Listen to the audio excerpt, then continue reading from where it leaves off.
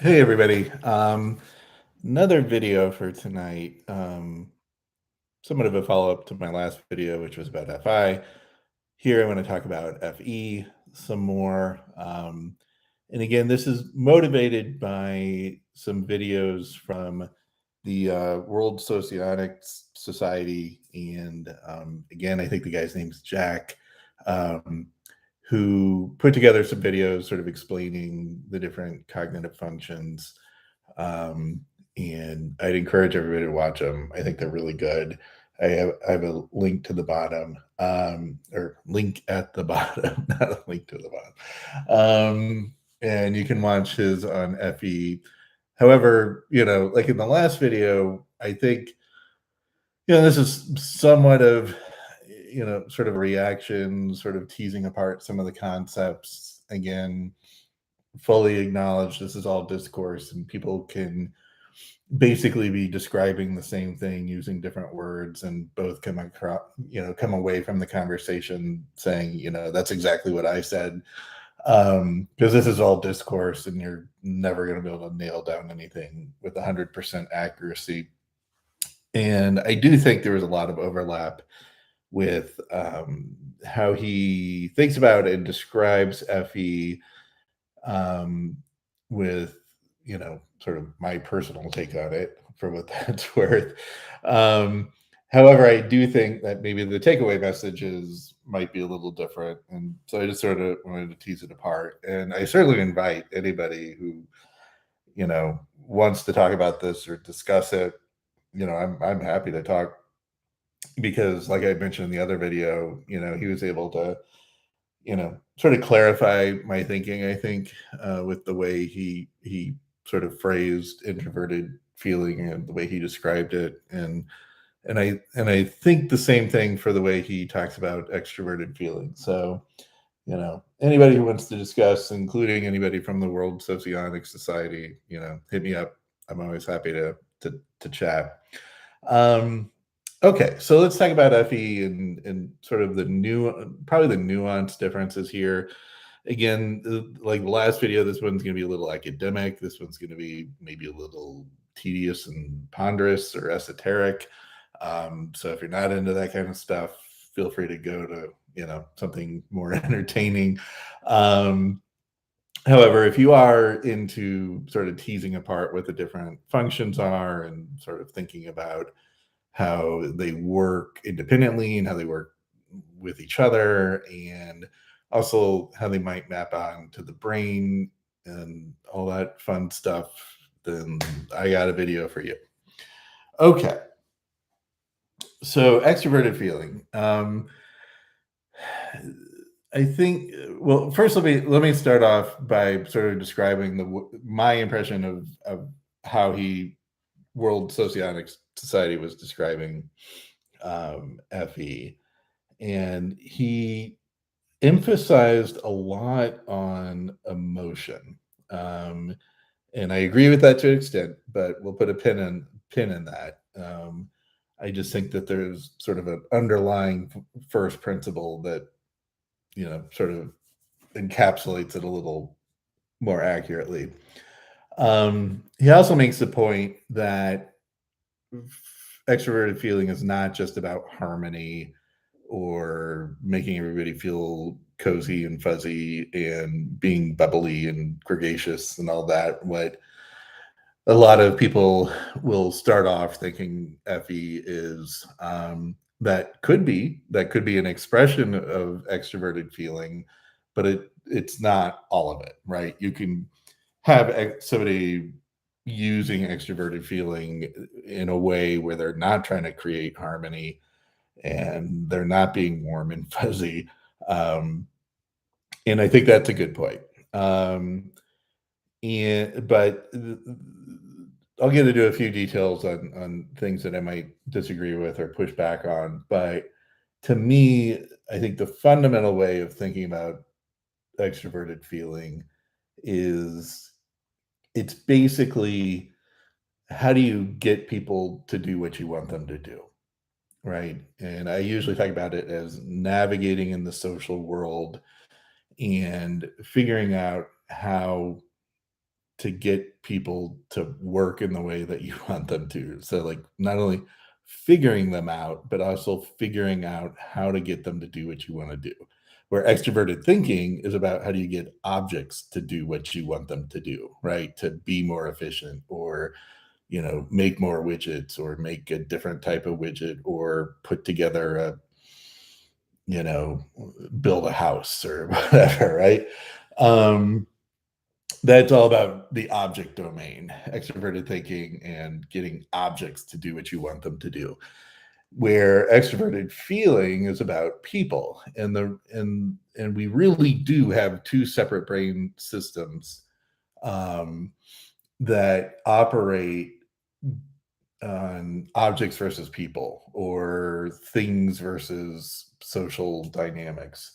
And the fundamental reason is because objects, by and large, pretty much are the same. Like anytime you interact with them, um, and so you have a very linear extroverted thinking system, right? The information that it processes is very linear in nature. Where social dynamics is just all over the place, right? It's very non-linear. It's very um, it's filled with complexity, right?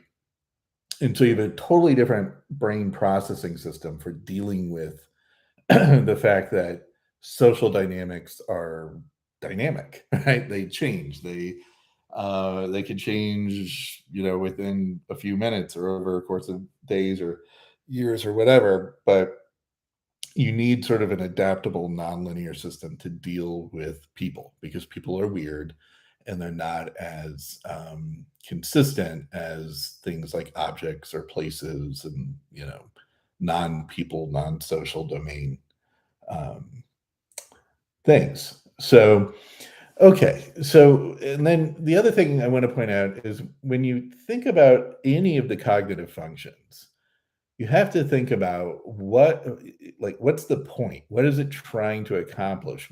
What problem is it trying to solve, right? And if you just think of and I'm not trying to say that he thinks of FE as just this. I'm not trying to put those words into his mouth. But um if there is somebody out there who thinks that first extroverted feeling is just, the expression of emotion, you have to ask yourself, well, what's the point of expressing emotion, right? I mean, would humans or really any other animal evolve just to randomly express emotions, right? Um, and, so you have to sort of think like, okay, well, what's the underlying point? What are you trying to accomplish? What's the function trying to accomplish? What's the goal of the function or the goal of the person, and why are they using this system as opposed to any other system, right? And it really boils down to the type of information, the operations that the functions do, and then sort of the behavior that it's able to generate. And so, emotions are not just about just random reactions to things, or even consistent logical reactions to things for no purpose, right? Their emotions are there to get others to do things, right? And it's either to get them to to motivate them to do something, or in sort of a positive way, like being harmonious, building up harmony, being bubbly and gregarious and charming and charismatic and all that. Yeah, that can be part of FE if that is what's going to accomplish your goal, if that's what's going to get them to do what you want them to do. But there's the whole other side of the spectrum, right, where you can be cruel and mean and lash out at people and yell at people, and you're still trying to get them to do something. Now it could be either you're just you're trying to be bossy and yelling at them to try to get them to do something, or you could be just having an emotional outburst because you want them to leave you alone, right? But either way, you're trying to do something.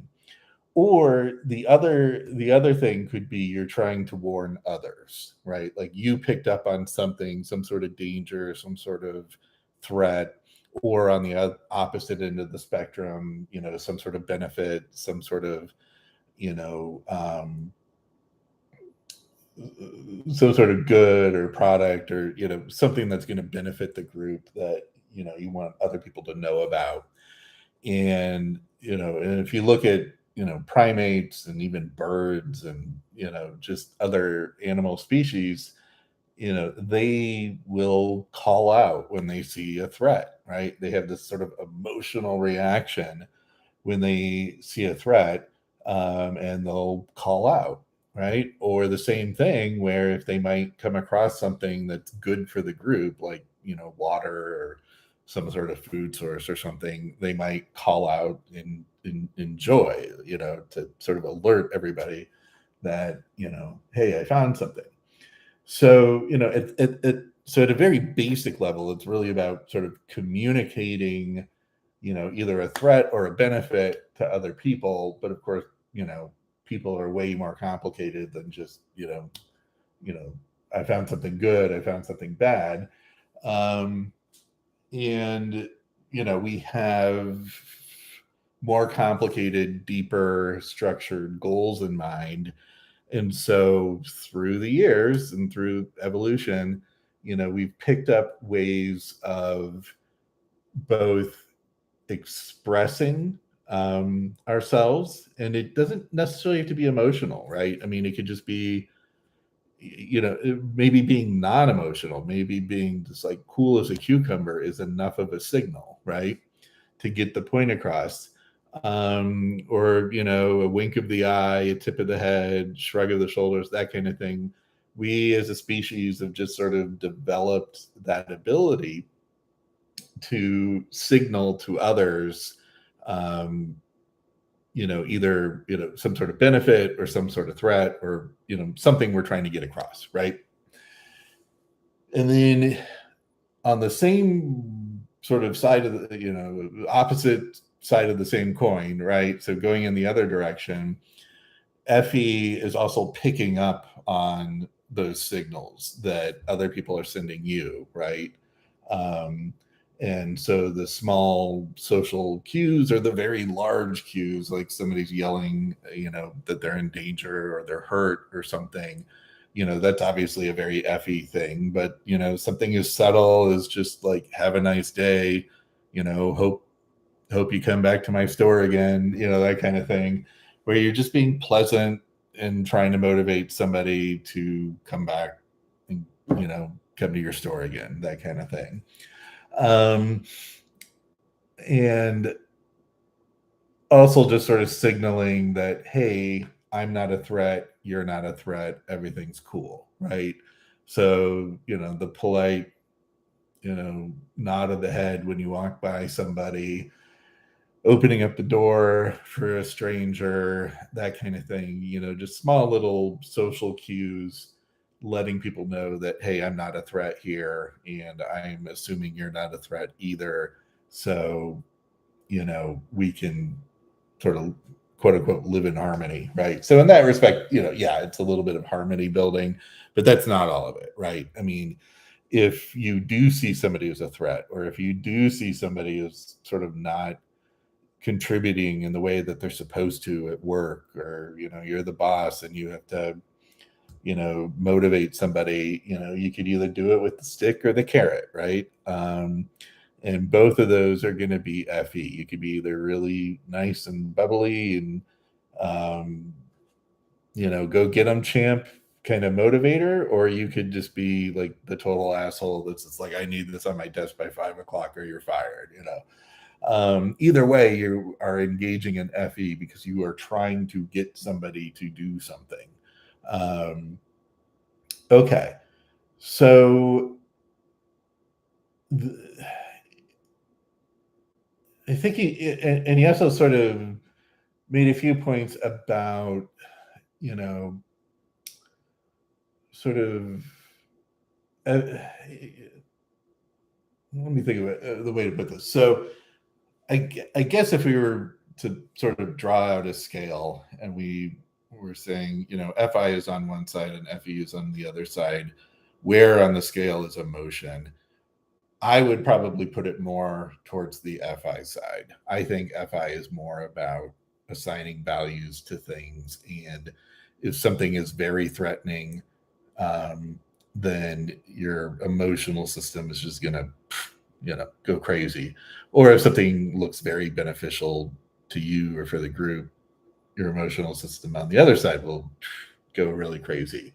Now, the expression of that or the communication of that to try to motivate the group to either like, hey, we all need to run because there's a threat, or hey, we all need to run and go get the apples that I just found over there. That is expressing the emotion, but for a very goal oriented purpose, right? You're not just expressing emotion just to express emotion, right? There's a point behind it, I guess is what I'm trying to say. Um, and so in that respect, it's a little hard to tease out, where on the line do you draw emotion? And I guess I would sort of think of it as FI as sort of the thing that generates the emotion, right? It's the back of the brain, internal processing area that says, whoa, you've got your limbic system, which is actually more in the middle of the brain, but whatever. um, and that's the amygdala and the nucleus accumbens and the basal ganglia and just this whole circuitry of, things are good or things are bad. And again, I see that as more of the FI system, and then that information gets sent to your frontal cortex, front of the brain type of stuff, which is about engaging with the world. And it's sending a signal like, hey, this thing is a threat, this thing, or this thing is a benefit. Make sure navigate the social domain accordingly, right? Grab your kids, grab your wife, get them out. Or everybody run, or everybody come this way because there's a water source, that kind of thing. And then even more mundane things like, hey, I'd really like to watch this football game. How do I get everybody in this room to agree with me to switch it from that game to the one I want to, the game that they're watching to the game that I want to watch, right? There's really no threat there. And in fact, you're kind of trying to, convince people to change their own preferences or work against their best interest, maybe. But if you're good enough at FE, you might be able to convince them. And that could run the gamut from just going around and telling everybody, hey, I'll give you $100 if you change the channel, with the carrot, or just standing there and crying until they change the channel. And they only change the channel because they just want you to stop crying. But somewhere along the way, you figured out like, that's how I get what I want, right? Um, and either way, that, I would argue that's your FE system, figuring out how to navigate the social world. And I think when you're another thing that I like to to mention, or one thing another thing that I typically mention is,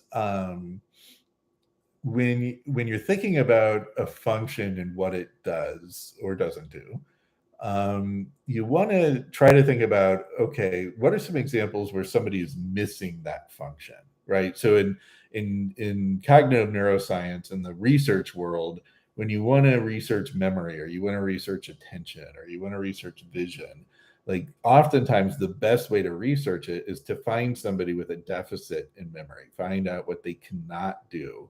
And then, okay, well, they've got a lesion to this part of the brain. So, you know, there's a good chance, a better than, a very good probability that that part of the brain is contributing to whatever memory task, we're asking them to do. Or same for attention, right? You have some sort of attentional task, and your, your participants or subjects or research subjects can do it just fine. But if somebody has a lesion to a particular part of the brain, they struggle with it. They, have problems with whatever task it is. And again, you sort of you attribute that part of the brain where they've got the lesion to the function, the underlying function that supports that behavior and that cognitive processing, right?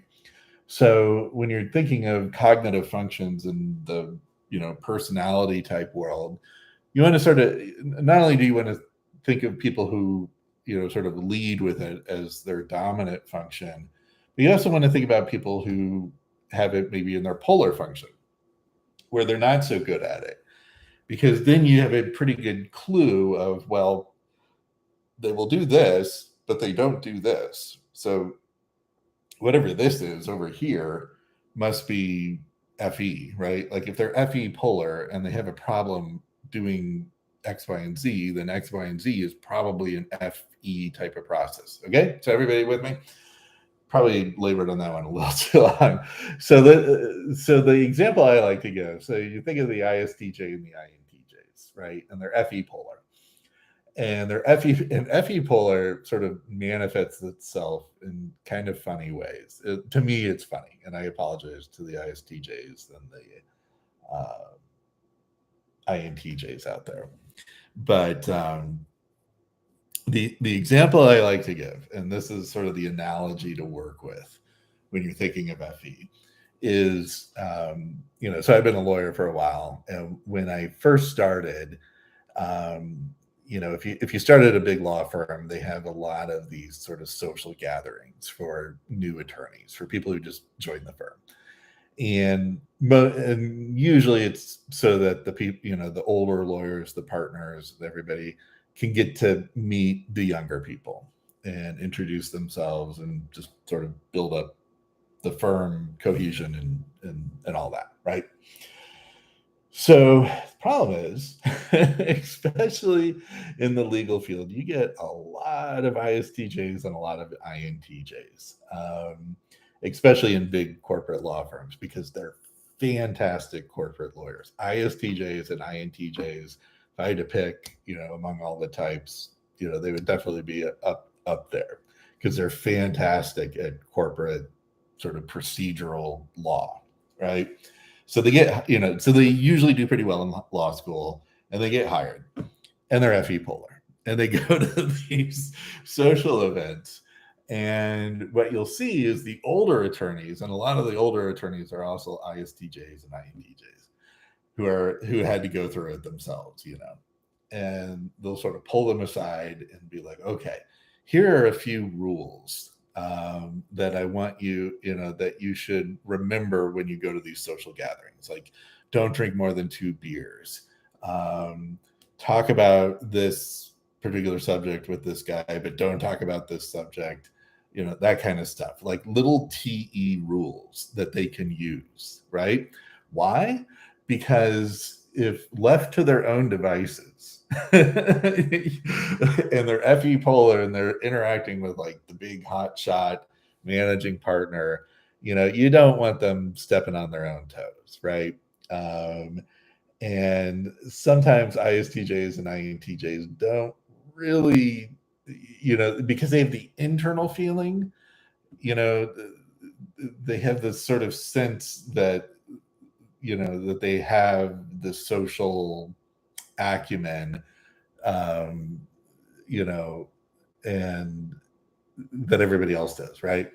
Um, and because they're polar on the FE, they're not really paying attention to, sometimes like the small little cues, like, okay, this partner, kind of needs to move on and go talk to somebody else, or it's getting late, he needs to go home, that kind of thing. They're not picking up on the cues that the guy's like looking at his watch, or politely saying, hey, have you met so and so, you should go talk to so and so.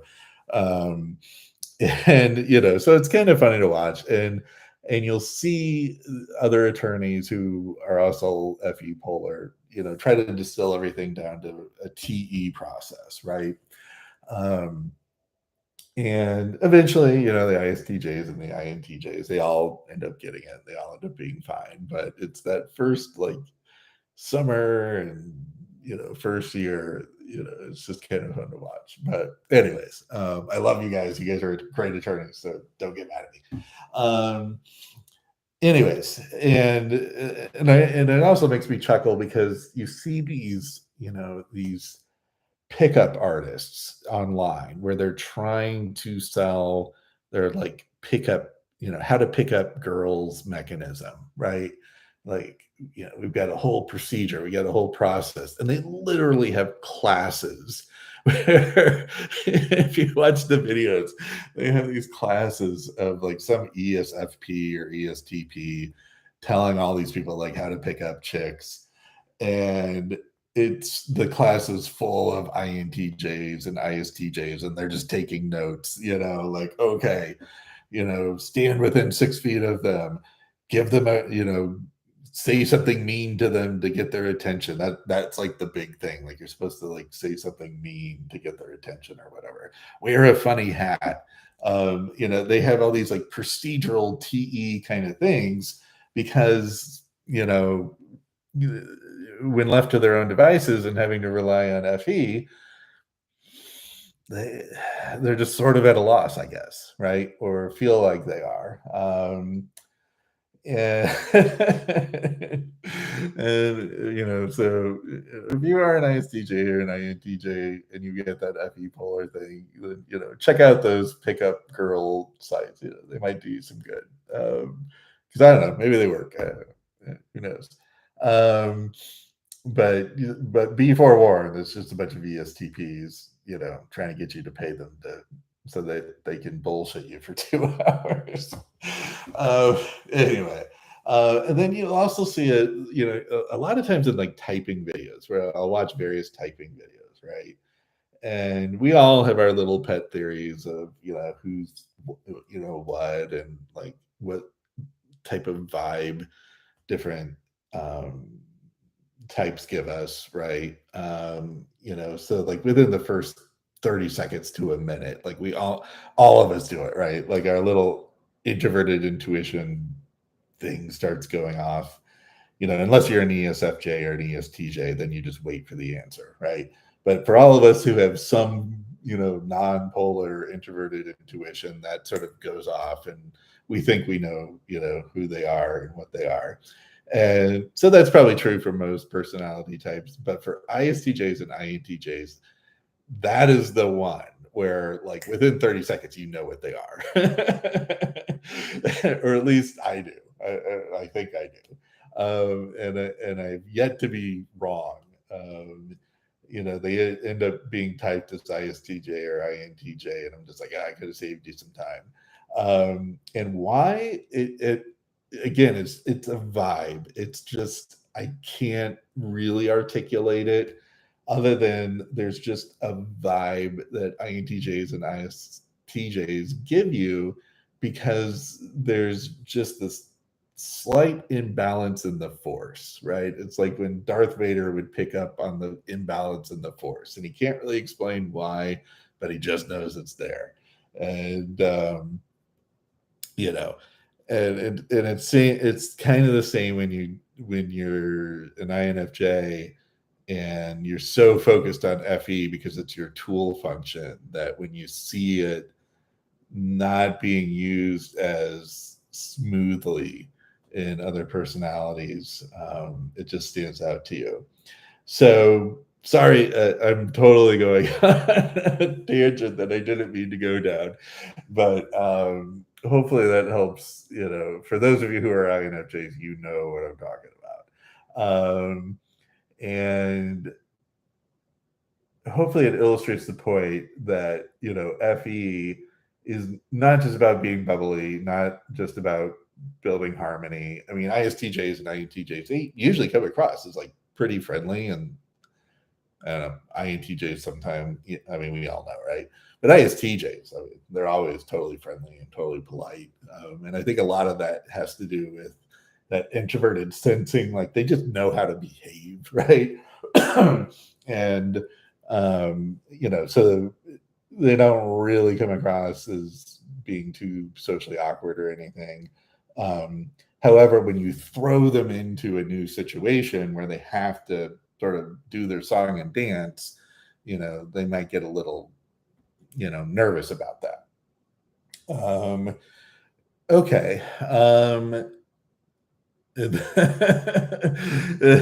But then sometimes you get the INTJs and the IST or an ISTJ who thinks that they are, like I said, like really do have strong social acumen, and sometimes you have to reel them in, especially if they've been drinking, and turn on your own FE and you know reel them back a little. Um, Okay. So again, I think in large part I agree, with the video that I've linked below. I definitely invite everybody to watch it. Let me know if you have any comments. Again, I think we're basically saying the same thing, maybe just in different ways. Um, and yeah, I invite anybody who's got anything to say or comments,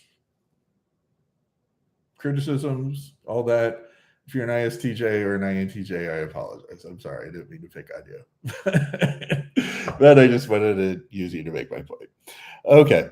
Thanks. Have a good time. Have a good night. Bye.